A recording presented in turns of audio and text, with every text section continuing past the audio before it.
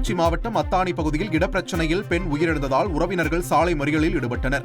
அத்தானியில் வசித்த ஜீவா மற்றும் மாலதி ஆகியோரிடையே இடப்பிரச்சனை தொடர்பாக தகராறு இருந்ததாக கூறப்படுகிறது.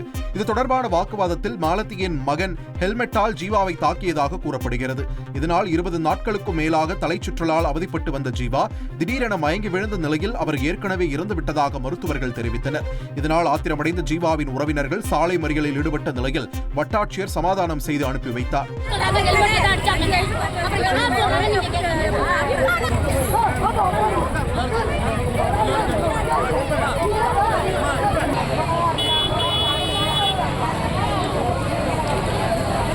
சோழராஜபுரத்துல வந்த பையன் ரோட்ல ஹெல்மெட்ல அடிச்சு வீட்டுக்கு என்னைய உதச்சி தள்ளி கீழே முட்டி நழுவி வீட்டுக்கார அம்மாவை ஹெல்மெட்ல அடின்னு அடிச்சு மைக்க பிடிச்சி இழுத்து வாயெல்லாம் ரத்தம் மயக்கம் போட்டு விழுந்து இறந்துட்டாங்கண்ணே.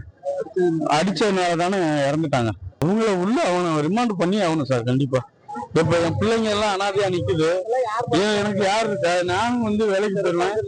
எந்த ஒரு ரெஸ்பான்ஸ் இல்லை. என் பொண்டாட்டி பிள்ளைங்க பொண்டாட்டி போயிடுச்சு. என் பிள்ளைங்க அனாதை. நான் எப்படி வச்சு காப்பாற்றுவேன் அவங்கள? புதுக்கோட்டை மாவட்டம் ஆலங்குடி அருகே சாலை விபத்தில் மூளைச்சாவு அடைந்த ஓய்வு பெற்ற அரசு ஊழியரின் உடல் உறுப்புகளை அவரது குடும்பத்தினர் தானம் செய்தனர். ஆலங்குடி அருகே உள்ள குப்பக்குடியைச் சேர்ந்த ராஜு என்பவர் கடந்த 3ஆம் தேதி இருசக்கர வாகனத்தில் இருந்து கீழே விழுந்ததில் மூளைச்சாவு அடைந்தார். அவரது உடல் உறுப்புகளை குடும்பத்தினர் தானம் செய்ததை அடுத்து புதுக்கோட்டையில் உள்ள தனியார் மருத்துவமனையில் அறுவை சிகிச்சை செய்யப்பட்டது. உடல் உறுப்புகள் பல்வேறு மருத்துவமனைகளுக்கு அனுப்பி வைக்கப்பட்ட நிலையில் அதன் மூலம் 4 பேர் மறுவாழ்வு பெறுவார்கள் என்று தெரிவிக்கப்பட்டுள்ளது. செய்திகளை உடனுக்குடன் தெரிந்து கொள்ள உடனே சப்ஸ்கிரைப் பண்ணுங்க.